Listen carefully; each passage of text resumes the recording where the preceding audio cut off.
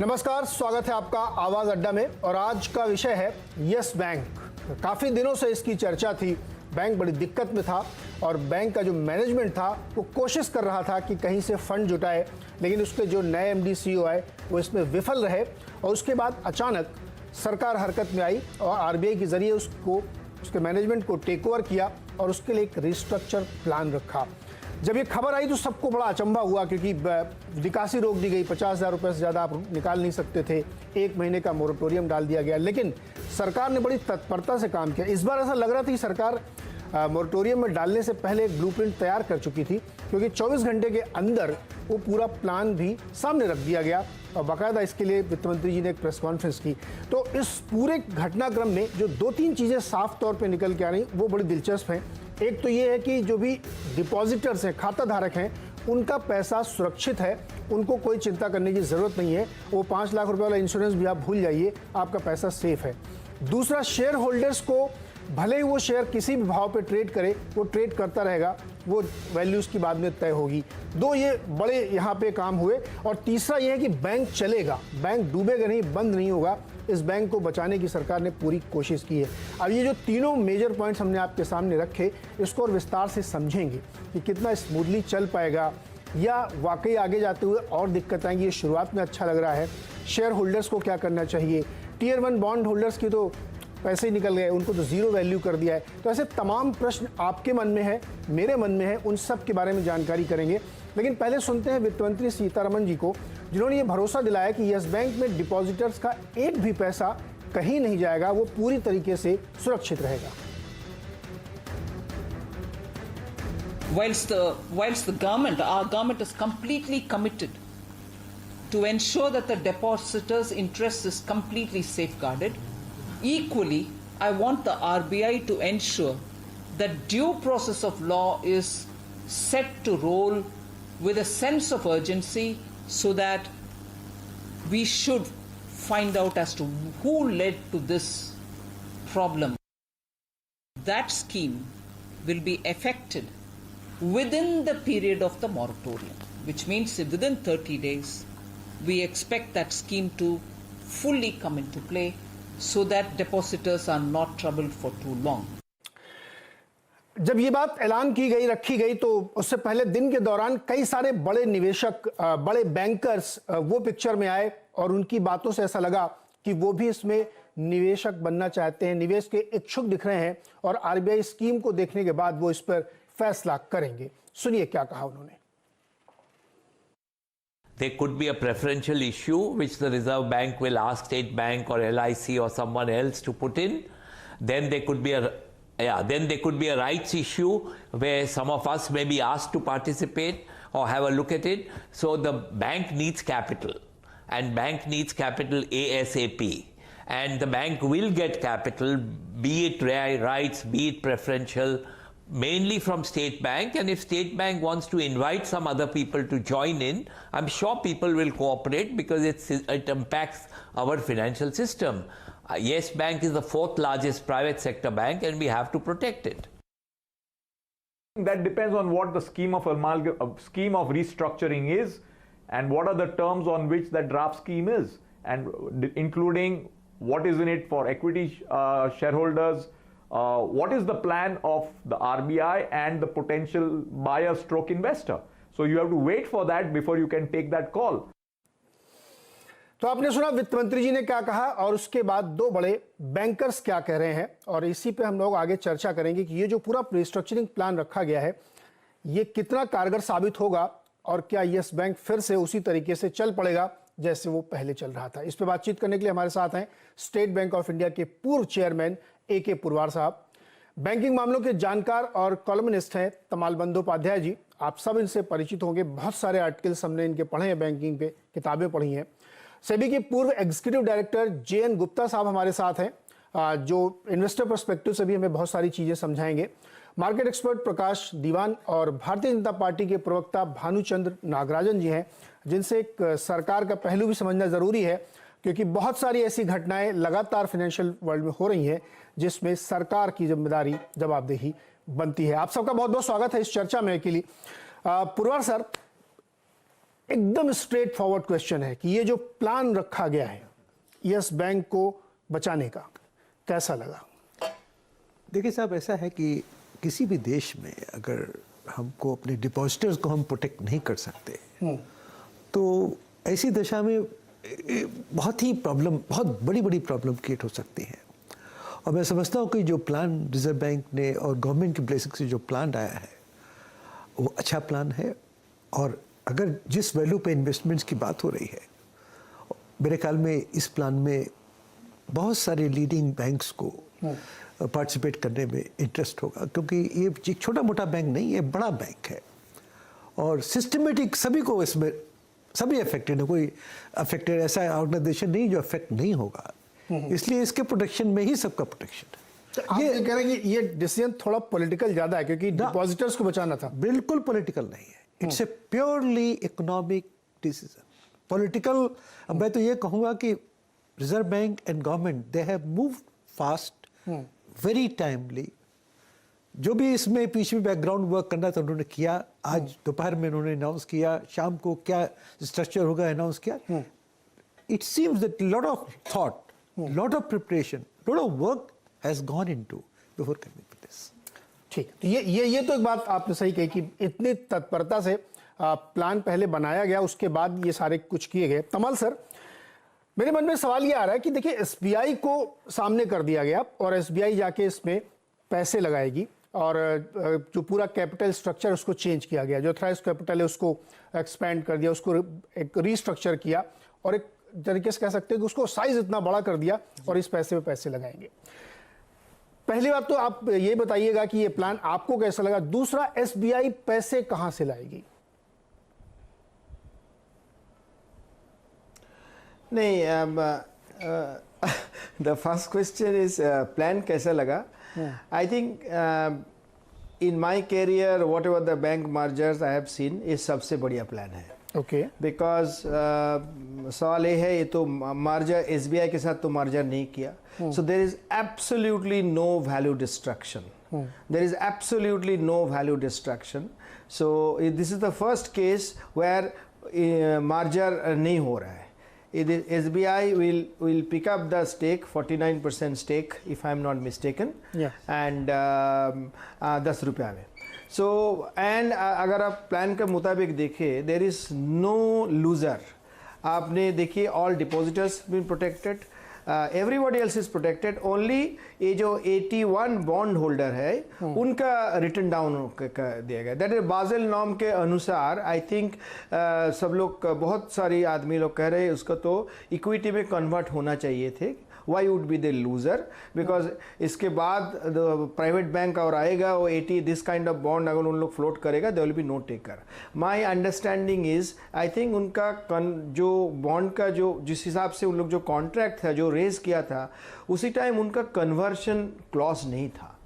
तो इसके वजह से एनीवे ये मर्जर हो रहा है बैंकिंग रेगुलेशन एक्ट का सेक्शन 45 का अनुसार में, और इसी हिसाब से आरबीआई का एब्सोल्यूट पावर है क्या करना है क्या नहीं करना है। तो उसी पावर के मुताबिक RBI could have said no, because Basel जो बॉन्ड होता है आपने रिस्क लिया और ठीक है आपको नहीं मिलने वाला है, राइट डाउन हो गया, तो ये तो हो सकता था। लेकिन मेरे ख्याल से ऐसे है जो बॉन्ड होल्डर के साथ जो एग्रीमेंट था, और इंडिया का जितने सारी प्राइवेट सेक्टर बैंक ये बॉन्ड उठाया 82, 81, उसमें कन्वर्शन क्लॉज नहीं है। So if you see the entire scheme, ये स्कीम में only loser is this kind of bond holder and they have taken the risk.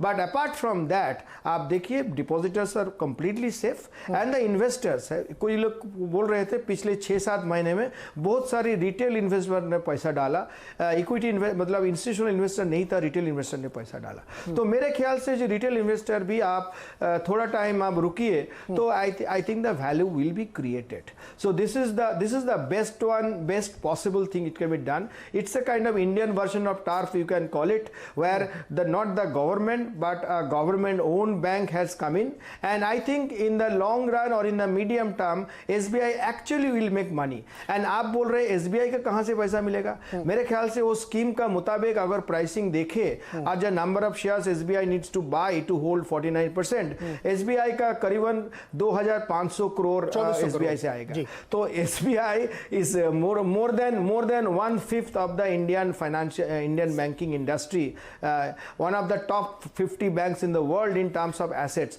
उनके लिए 2,500 करोड़ क्या है? तमल सर, मेरे ख्याल से it's not a very big price. हाँ जी, केवल 2,400 करोड़ से तो बात नहीं बनेगी ना, क्योंकि इनको फिर आगे फर्दर डाइल्यूजन करके राइट्स इश्यूज लाने पड़ेंगे, क्योंकि जब रवनीत गिल जी पैसे जुटाने के लिए बाजार में आ रहे थे तो उनको $3-4 बिलियन चाहिए थे, तो ये 2,400 करोड़ तो पीनट है। तो कितने डाइल्यूजन करेंगे और कितने फेज की स्कीम में करें, क्योंकि ये फेज 1 है सिर्फ अभी। नहीं, तो मेरे ख्याल से एक बात है दैट ये जो पहला जो स्कीम है आप देखिए, कोई if you see the entire thing, what was the RBI was always been working in the background.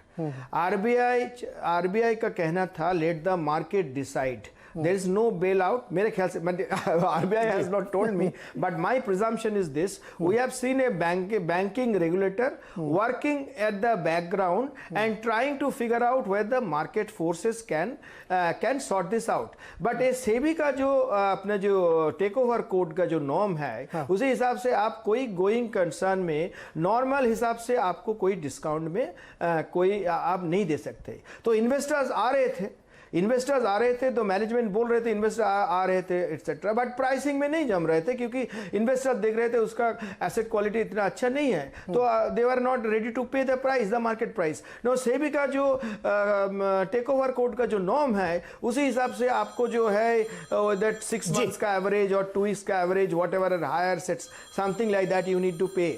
They could not pay, so it has to go through this under this section 45, where the SEBI, it has to go either through NCLT, IBC route or this section 45. So SBI तो reserve bank के पास कोई option नहीं था।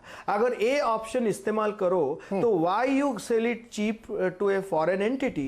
Let's give it to our own Indian entity which can make money. जी, so the first Kamal sir इसमें मैं आऊंगा दोबारा, क्योंकि I think SBI जो बहुत सारे ब्रोकिंग फर्म्स है वो 2-2 रुपए की वैल्यू, 1-1 रुपए की वैल्यू लगा रहे थे और हमने 10 रुपए में SBI लेगा इसमें। तो और जो रणदीप ढूंढने जा रहे थे वो 25, 50, 60, 70 रुपए की वैल्यू ढूंढने जा रहे थे, तो ये तरीका तो वहां भी किया जा सकता था। लेकिन इसमें दोबारा आता हूं, गुप्ता जी मुझे ये बताइए, जो 3 तरीके के लोग इसमें सीधे प्रभावित हो रहे हैं।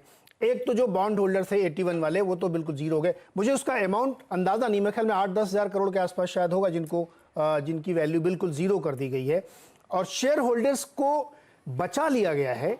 लेकिन प्राइस इरोजन जिस तरीके से हुआ है वो अभी भी देखिए 15-16 रुपए पे आ गया। आज भी फ्यूचर्स में देखिए पोजीशन तो 72% की गिरावट आई है। तो बचाया गया जिस कीमत पर, उसमें आपको लगता है कि इन्वेस्टर पर्सपेक्टिव से देखें तो उसको राहत है, या ठीक है 5-10 रुपए में ट्रेड करता रहेगा शेयर, बच जाएंगे कुछ थोड़े बहुत? देखिए ऐसा है, हर एक चीज के अलग अलग पर्सपेक्टिव होते हैं। अगर आप इन्वेस्टर का एक आइसोलेशन में देखेंगे तो आप बोलेंगे एक जमाने में 1200 रुपए का शेयर था, आज 16 रुपए का रह गया और इन्वेस्टर को बहुत घाटा हो गया। बट अगर आज की परिस्थिति पे देखें, अगर ये सब नहीं होता तो क्योंकि कोई इन्वेस्टर आ नहीं रहा था पैसा लगाने के लिए, बैंक की हालत बहुत खराब थी, तो बहुत अच्छे से चांसेस थे कि ये जो वैल्यू आज 16 रुपए की है वो जीरो हो जाती। तो कम से कम इस स्कीम से उसमें ठहराव आया है।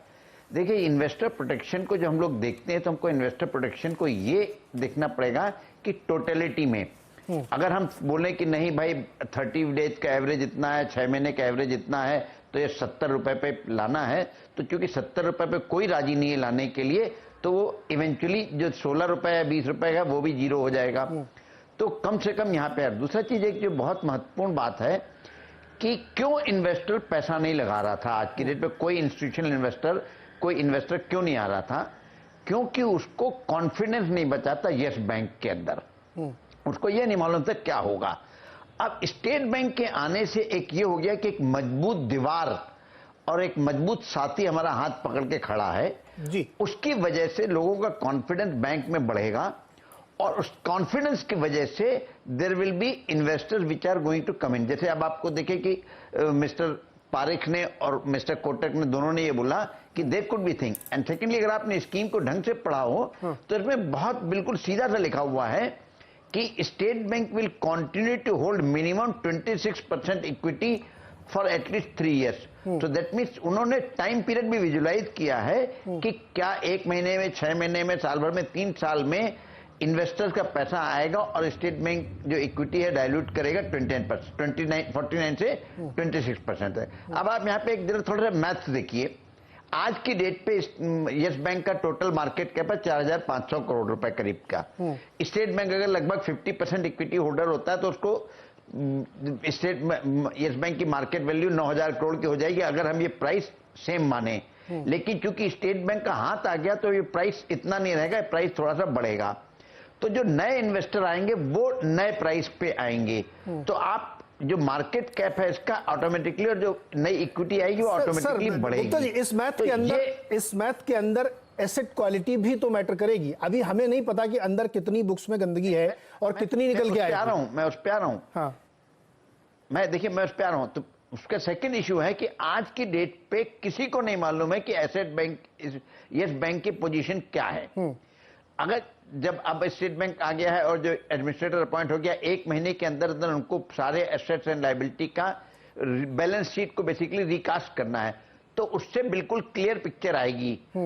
अब ये कोई भी इन्वेस्टमेंट में ऐसा नहीं हो सकता, ये बिल्कुल गारंटी नहीं हो सकती कि आज जो 16 रुपए का प्राइस है कल 5 रुपए का नहीं रह जाएगा, 1 रुपए का नहीं रह जाएगा. लेकिन अगर आप प्रोबेबिलिटी के हिसाब से देखें तो अभी जो यूनिडायरेक्शनल में शेयर प्राइस जा रहा था, अब प्रोबेबिलिटी है कि वो दूसरे डायरेक्शन में भी जा सकता है. गारंटी किसी की नहीं है. लेकिन मैं इन सब चीज में सबसे एक बहुत ज्यादा जरूरी चीज दोबारा आता हूं सर, उसके बाद जुड़वाऊंगा मैं आपसे. Prakash ji, direct share dealing की अब आप लोग बात करते हैं, मार्केट की बात करते हैं. क्या मार्केट को ये प्लान पसंद है? मेरे मन में बहुत शंकाएं इसलिए हैं कि किसी को नहीं पता बुक्स में क्या है, कितना कैपिटल और लगेगा. 2400 करोड़ तो पीनट है भाई, इससे तो कुछ नहीं होने वाला. इसके बाद बहुत पैसे रेज करने पड़ेंगे और 3 साल तक उनको बने रहना पड़ेगा. उनकी गुडविल पे बहुत पैसा आएगा. तो क्या बाजार इस सब चीजों को डाइजेस्ट कर रहा है, मान रहा है कि बहुत फंडे खा प्लान लेके आए हैं और ये शानदार तरीके से चलेगा और एसबीआई की गुडविल पे एसबीआई इसको चलाएगा, क्योंकि आर्म्स लेंथ पे आपको काम करना पड़ेगा. 2 बैंक में मुझे नहीं पता कि अब आप लोग बताइए, तमल सर बताइए, पुरवार सर, कि रोल क्या है इनका. इन्वेस्टर है सिर्फ ये प्रमोटर की तरह बिहेव करेंगे, ये कैसे बिहेव करेंगे, क्योंकि उस पर बहुत कुछ डिपेंड करेगा.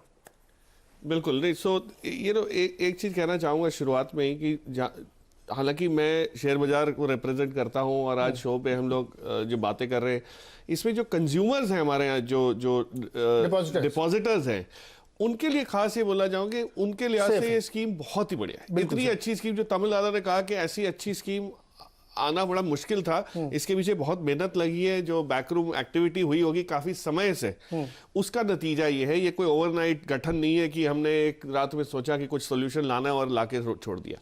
दूसरी चीज ये है कि ये स्ट्रीट को या मार्केट को पसंद आने का इसमें एक बहुत बड़ी संभावना है. डाउट जो आपका है एनपीए को लेकर, उस पर भी मैं आऊंगा. संभावना ये है नीरज कि अब आपको जो कंटेजन इफेक्ट था कि जो सारे सेक्टर पे एक दबाव बना हुआ था, एक काले बादल घिरे हुए थे कि भाई कभी भी कुछ हो सकता है और इस टाइप का, वो अब हमारे सामने से बड़ी उससे मात्रा से दूर हो चुका है. अब मुझे कोई डर नहीं है कि मैं कोई प्राइवेट सेक्टर बैंक में कोई निवेश करना चाहूँ या कोई पब्लिक सेक्टर में, तो कोई संदेह वाली बात है. और तीसरी चीज जो निवेश की है, ये जो रोल है, ये इन्वेस्टर इसलिए पॉजिटिव देख रहे हैं कि आपको ख्याल हो तो जो लिमैन क्राइसिस के टाइम यूएस गवर्नमेंट ने भी वेल्स फार्गो और इस टाइप की कंपनीज में निवेश किया, उनको निकाला उससे ताकि कंटेजन इफेक्ट ना हो, और उसको कुछ समय बाद प्रॉफिटेबली बेचा भी है. सो ये पॉसिबिलिटी एसबीआई के लिए, वो जो आपका जो मानना है वो बहुत सही है. लेकिन वहां याद रखिएगा कि आरबीआई ने डाइवर्जेंस रिपोर्ट के बाद भी एक अपना नॉमिनी रखा हुआ है और उसमें उनसे भी इनपुट इनको जरूर मिले होंगे. और कहीं ये संभावना इसकी ये है कि ये अब्सॉर्ब हो सकते हैं एनपीएस इस वजह से, क्योंकि कैपिटल इन्फ्यूजन तो ज्यादा नहीं हो रहा है. वो आपका मुद्दा बहुत सही है कि 2400 करोड़ से क्या होना है, जबकि गड्ढा बहुत बड़ा था.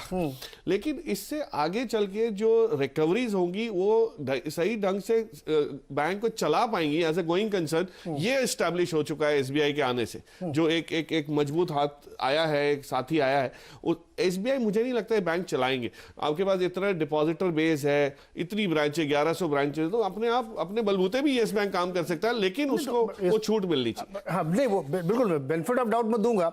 और मुझे तो ये भी जानने में दिलचस्पी है कि इसको चलाएगा कौन, वो मतलब पीछे से एसबीआई चलाएगा, ये कौन सा बनेगा उसमें, सर आप कुछ बताएंगे कि कौन चलाएगा इसको? देखिए साहब, ऐसा है कि स्टेट बैंक में जो है एक बहुत बड़ी डोमेन एक्सपर्टाइज डिसाइड करती है, जिसको कभी हम लोग रिकॉग्नाइज करते हैं, कभी नहीं करते। आप देखिए 4 साल 5 साल पहले we used to run 7 associate banks as a part of State Bank group, State Bank chairman, common chairman, लेकिन complete autonomy within that to respective banks. हम लोग एसबीआई लाइफ चलाते हैं, मेजर शेयर होल्डर्स, लेकिन it runs professionally. SBI mutual fund चलाते हैं, again it runs professionally. तो स्टेट बैंक ने over a period of almost I would say 30, 40, 50 years they have developed a kind of a domain expertise कि भाई अगर आपने एक जगह इन्वेस्ट किया है तो हैंड्स ऑफ रखते हुए दोनों इंस्टीट्यूशंस को कैसे प्रोफेशनली रन करना है, कैसे कैसे कहाँ इंटरवीन करना है, कैसे इसको आगे बढ़ाना चलाना, ये एक्सपर्टाइज है। और हम लोग अगर state bank, sorry being x chairman कभी कभी भूल जाता हूँ कि तो ये अगर ये स्टेट बैंक इसमें आता है तो न केवल स्टेट बैंक का कोई आदमी, विश्वास का आदमी बैठेगा बोर्ड पे, बल्कि इसके साथ साथ अगर एक्टिव मैनेजमेंट में कोई सपोर्ट चाहिए तो स्टेट बैंक की तरफ से फ्रीली मिलेगा। स्टेट बैंक ग्रुप की जो डिफरेंट एंटिटीज हैं, बढ़िया, उनका कोई सपोर्ट चाहिए होगा वो भी साथ में आएगा। ठीक, हमारे साथ बीजेपी के प्रवक्ता भानुचंद्र नागराजन जी भी हैं। भानुचंद्र जी, तारीफ इस बात की सरकार की कि बहुत स्विफ्ट रिएक्शन था, मतलब इतना जल्दी हमने नहीं देखा कि अनाउंसमेंट के 24 घंटे के अंदर प्लान पूरा सामने रख दिया, क्लैरिटी के साथ रख दिया, आरबीआई ने उसी समय प्रेस रिलीज भी जारी करी, सारी चीज़ें आ गई। बहुत सारे इस इन्वायरमेंट को देखते हुए, जो इस समय इकोनॉमिक इन्वायरमेंट है कि सिस्टम में बहुत सारे एसएमईज परेशान हैं, एनपीएस बढ़ रहे हैं बैंकों के, आप हर क्वार्टर में देखिए थोड़ा थोड़ा बढ़ते ही जा रहे हैं, रिकवरी बहुत स्लो है। अब एसबीआई को लेकर के अभी उन्होंने एक जेट एयरवेज को भी ले रखा है, ठीक है, उसमें भी दिक्कतें आई। आईएलएफएस का एक बहुत बड़ा केस हुआ, वो भी पूरी तरह सॉर्ट आउट नहीं हुआ। तो मैं ये जानना चाहता हूं कि जो ये वाला कदम है यस बैंक को बचाने वाला, इसको थोड़ा आप एक्सप्लेन करें कि सरकार की मंशा क्या थी? डिपॉजिटर को सेव कर देना, उनका पैसा निकाल लेना, या बैंक को फिर से खड़ा कर देना? और अगर आपको पता हो तो आप भी बताइए एसबीआई इस पे किस रोल में इन्वॉल्वमेंट होगा उसका? ओके, पहली चीज़ ये बताना चाहता हूँ कि हर एक डिपॉजिटर का जिसका इस बैंक के साथ अकाउंट है, वो हर एक पैसा सेफ है। आपके एक्सपर्ट्स ने भी बताया, वित्त मंत्री ने भी बताया, आरबीआई गवर्नर ने बताया, बहुत सारे एक्सपर्ट्स ने बताया। तो पैनिक करने का ये कुछ भी एक भी नीड नहीं है। Deposits are safe. ओके, पहला एक चीज़ है। दूसरा चीज़ है, ये येस बैंक का मामला, इसमें 2 एस्पेक्ट है, एक इकोनॉमिक एस्पेक्ट है, एक पॉलिटिकल एस्पेक्ट है। पहले इकोनॉमिक एस्पेक्ट में आते हैं। येस बैंक एक प्राइवेट सेक्टर बैंक है, उनका शेयर्स स्टॉक मार्केट में ट्रेड होता है। ये प्राइवेट सेक्टर बैंक है जो आरबीआई रेगुलेट करता है। सितंबर 2018 तक मॉनिटरिंग में जो आया है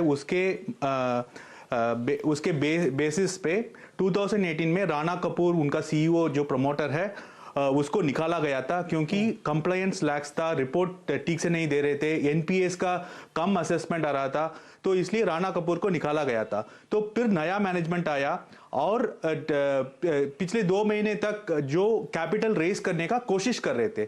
तो एक स्ट्रैटेजी कैसे होना चाहिए कि जब प्राइवेट सेक्टर में खुद काम नहीं कर पा रहे हैं, जो मार्केट फेलियर बोलते हैं, जब वो होता है उसके बाद ही गवर्नमेंट का इंटरवेंशन होना चाहिए। आरबीआई ने ऐसा ही किया है इस बार। तो ये क्वेश्चन आरबीआई गवर्नर से भी पूछा गया था कि क्या ये 2 महीने पहले कर सकते थे या 3 महीने पहले कर सकते थे। तो आरबीआई गवर्नर का ये जवाब था कि यदि ऐसा किया तो प्रीमेच्योर इंटरवेंशन बोला जाता था। तो इसलिए उनका ये ओपिनियन है कि अभी सही टाइम पे किए हैं, और जिस काम और कलेक्टेड बहुत शांतिपूर्वक तरीके से जैसे किए हैं, उसका तारीफ करना पड़ेगा। जैसे आपने ही बताया, अभी एसबीआई 49% खरीदने वाला है इसमें, और सिर्फ एक 50,000 रुपीज का लिमिट 1 महीने के लिए रखा गया है। वो भी एक्सेप्शंस है, लाइक मैरिज, एजुकेशन या हेल्थ रीजंस के लिए 5 लाख तक ले सकते हैं। तो एक छोटा सा असुविधा है 1 महीने के लिए। उसके अलावा आप देखते हैं तो बहुत सही तरीके से, अच्छे तरीके से हैंडल किया गया है। ये economic part of the story है। इसमें एक पॉलिटिकल चीज भी है जिसने वित्त मंत्री ने भी आज अपने प्रेस कॉन्फ्रेंस में बताया, जिसमें बहुत सारे लोन्स जो बैड लोन्स जो बोलते हैं, उसमें अनिल अंबानी का कंपनी है, वोडाफोन है, IL&FS है, DHL है, बहुत सारे ऐसे कंपनीज हैं जिसका ओरिजिनेशन 2007 और 2013 के बीच में हुआ गया है। तो इसके बारे में और इसके बाद भी जो लोन ओरिजिनेट हुआ है, जो बैड लोन्स हो गया है, उसका इन्वेस्टिगेशन होना चाहिए। और इन्वेस्टिगेशन होने के बाद हमें पता चला कि 2007 और 14 में जो लोन्स दिए गए हैं, शायद बहुत सारे वो क्रोनी कैपिटलिस्ट वजह से दिए गए हैं, जो फोन बैंकिंग ऐसा बोलते हैं, नहीं नागराजन जी, देखिए, से कॉल आ जाता है और लोन्स दिया जाता था। सहमत हूं। उस जमाने से था। लेकिन 2014 से अप एंड रनिंग बिजनेसेस थे वो, जिनके आपने नाम लिए हैं, ठीक है। उसके बाद आके वो थोड़ा लड़खड़ा है, और उसके अलग पॉलिटिकल रीजंस में नहीं जाते हम। मैं उसका जवाब देता हूं। उसका जवाब नहीं सही है। इसका एक ही छोटा जवाब देता हूं। बाकी क्या है ना, ये यस बैंक में बहुत सारे प्रोजेक्ट फाइनेंस प्रोजेक्ट फाइनेंस का शेयर बहुत ज्यादा था, जिसमें प्रोजेक्ट फाइनेंस जो बोलते हैं इंफ्रास्ट्रक्चर कंपनीज के लिए, जो ब्रिज बनाते हैं, एयरपोर्ट बनाते हैं, रियल एस्टेट बनाते हैं, उनका दिया गया है। तो उनका जब लॉन्ग टर्म प्रोजेक्ट है, जब वो खराब हो जाता है उसके लिए टाइम लगता है। ऐसा नहीं है कि जब जो ओरिजिनेट हुआ है 2014 के पहले, उसका बैड होने के लिए टाइम लगता है। अगर प्रोजेक्ट फाइनेंसिंग आप कर रहे हैं और लॉन्ग जस्टेशन पीरियड है उनका, तो लोन देते समय चेक्स लगाने चाहिए। फिर आरबीआई क्या कर रहा था? मैं तो क्वेश्चन करूंगा कि आरबीआई का रोल क्या था, वो क्या ऑडिट करते थे, उनको क्या दिखता था। तमल सर, उस पे बाद में आते हैं। तमल सर, ये जो कैपिटल की हमने उस समय बात की, जब आपसे चर्चा, मैंने कहा था आपसे दोबारा आगे पूछूंगा कि बहुत पैसा चाहिए इसके लिए, आगे बहुत डाइल्यूशन करना पड़ेगा, और जिस भाव पे ये हो रहा है, ये तो रवनीत गिल साहब भी करवा सकते थे 10 रुपए में। नहीं, से आई थिंक मेरे ख्याल से ये जो आरबीआई का जो एक्शन आया, this is not because of the capital problem, is more it was becoming a sort of liquidity issue. Insolvency तो था, ऐसे कुछ मतलब मामला बहुत गंभीर नहीं था, उससे भी भयानक और गंभीर मामला जो हो रहे थे, मेरे ख्याल से liquidity issue would have been problem, because अभी ये पब्लिक डोमेन में नहीं है, लेकिन मेरे ख्याल से बहुत सारी डिपॉजिट विथड्रॉयल हो रहा था। अभी किसी बैंक में आप देखिए, डिपॉजिट विथड्रॉयल अगर चालू हो जाएगा, 30-40% डिपॉजिट विथड्रॉयल जाएगा, तो even the world's best bank can not survive.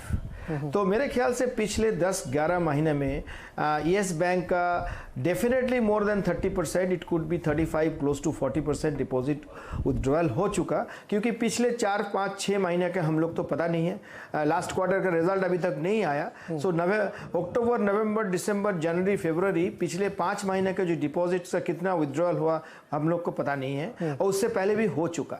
तो मेरे ख्याल से कैपिटल से भी जो बहुत बड़ा प्रॉब्लम जिसके लिए RBI had to come in the picture and do this was the liquidity problem would have happened. So there is no other choice. As far as आप जो बोल रहे कैपिटल कहाँ से आएगा, there are many ways of doing it, no? आपका देखिए, जो reserve state bank of India अभी 49% ले रहा है, राइट नाउ। इनकम टैक्स का मुताबिक अगर आप पहले तो एक तो सेबी का रूल है, आप जो सेबी का जो फॉर्मूला है उसका नीचे आप नहीं ले सकते, 6 महीने के जो एवरेज है या 2 वीक का एवरेज है वगैरह, वो सब जो है उससे नहीं, तो नहीं हो पाया। तो अंडर द नाउ सेक्शन 45 के जो आरबीआई का जो बैंकिंग रेगुलेशन एक्ट का हिसाब से SBI has come and SBI लिया। लेकिन एसबीआई को भी आपका मेरे ख्याल से, if I am not mistaken, income tax rule का मुताबिक अगर आप कोई प्राइसिंग आप ले रहे हैं which is below the market price, उसका जो डिफरेंस है वो आपको प्रॉफिट माना जाता है, आपको टैक्स देना पड़ता है। जी बिल्कुल। तो 16 रुपया मान ले, आज का हिसाब से आज का दिन में 16 रुपए है, स्टेट बैंक ऑफ इंडिया 10 रुपए में लिया, तो 6 रुपए के ऊपर उसको टैक्स देना पड़ेगा। तो एसबीआई का cost actually little more than 10 rupees होगा। बिल्कुल। और I think for a domestic entity is a 20% tax, for a foreign entity would have been a 40% 9% tax कम। तो आज का हिसाब से SBI will come in at 49%।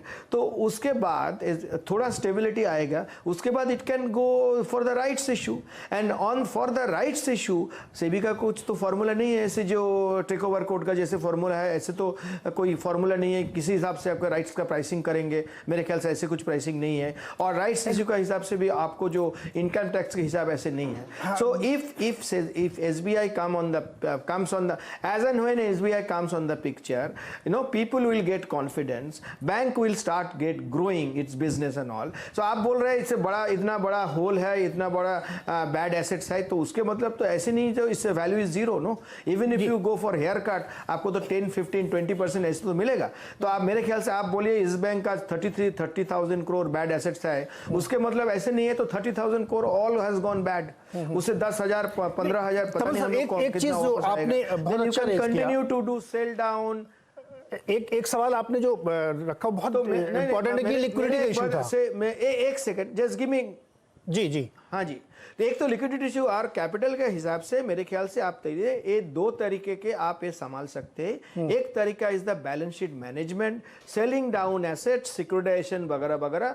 Basically you shrink your assets, you don't need such a large asset book, you can figure out, pick and choose what kind of how to do. Number 2 is this, what you can focus on recovery. आप मान लीजिए 30,000 करोड़ अगर इसका bad assets है, उसके मतलब 30,000 करोड़ से 1 रुपया भी नहीं मिलेगा, ऐसा तो नहीं हो सकता ना, आप कहां से मिलेगा। एंड तीसरा है एट द सेकेंड स्टेज आप राइट्स इश्यू करेंगे और कितना प्राइस में होगा वो देखा जाएगा। आपको SEBI restriction on the thing will not come, income tax का प्रॉब्लम मेरा सवाल यही था। बिल्कुल सर, आप सही कह रहे हैं। दो चीजें आपने बहुत अच्छा एक पॉइंट आपने रखा कि कितना विड्रॉल हो रहा पता नहीं। अभी मतलब एक ऐसे मेरे खबर चली कि एक बड़े क्लाइंट ने बहुत पैसा निकाला है, तो ये एक तो सीरियस इशू था, इसलिए एकदम इमीडिएट एक्शन लेना था। विड्रॉल तो था, या बिल्कुल बहुत बड़ा, मतलब बहुत ही 1000 करोड़ के आसपास विड्रॉल एक दिन में किया है, तो वो एक बड़ा इशू था। ये तो बिल्कुल सही पॉइंट है आपका। क्या ये बेटर नहीं होता गुप्ता जी कि इसी समय वो एक मोटी तौर पे बैलेंस शीट सामने रखते हैं कि भाई ये इस समय हमारी सिचुएशन है कि हमारे पास इतना एनपीए है, इतना हमारे पास डिपॉजिट में बचा हुआ है, इतना हमारा कॉसा रेशियो, ये कुछ तो अंदाजा लगता, क्योंकि जिस भाव पे डील हो रही है उसके बाद मार्केट कंडीशन देखिए आप, इकोनॉमी कंडीशन देखिए आप, राइट्स इशू कितनी बार लाएंगे और किस प्राइस पे आप ले आएंगे। गुप्ता जी देखिए, मैं आपको समझा रहा हूं फिर से जी कि ये एक पहला स्टेप है और आप बोलो कि सारे स्टेप एक साथ लिए जाए, ये पॉसिबल नहीं होता है। जब कोई भी रिस्ट्रक्चरिंग होती है, जब कभी किसी तरह की बेलआउट होता है, this is the first step. ये आप इसको सोचो कि ये एक यस बैंक में कॉन्फिडेंस लाने का पहला कदम है। अगर ये कदम नहीं होता तो कॉन्फिडेंस नहीं आता, तो आप इसको बाकी सब चीजों से अलग कर दो। इसको आप ये लो कि एक पहला कदम है कॉन्फिडेंस लाने का। जब कॉन्फिडेंस आएगा तब सेकंड स्टेप शुरू होंगे। और तीसरा जो हम बात कर रहे हैं एनपीए की, हम मानते हैं एनपीए है, लेकिन आप ये देखो जब 8,000 करोड़ का राइट डाउन हो रहा है तो राइट डाउन लायबिलिटी से हो रहा है, तो आप समझ लो कॉन्सिक्वेंटली 8,000 करोड़ का अगर एनपीए भी राइट डाउन करोगे तो बैलेंस शीट की पोजीशन वो गर्म हो गई। तो अगर आप सोचते हो कि हम लोग सोच रहे थे कि $2 बिलियन, $2.5 बिलियन चाहिए, तो अगर हमको 15-16 हजार करोड़ चाहिए तो 2,500 करोड़ स्टेट बैंक से आ रहा है, 8,000 करोड़ का राइट ऑफ हो गया, तो 10,500 करोड़ का तो बैलेंस शीट में ये चेंज आ गया। तो इस हिसाब से आप स्टेप बाय स्टेप जाओ तो काम होगा। आप अगर हम लोग ये सोचे कि नहीं हम सारी चीजें जितने भी पॉसिबल इन्वेस्टर थे सबको एक ही साथ ला दें, तो फिर ये खिचड़ी ऐसी हो जाती कि जब कभी नहीं पकती।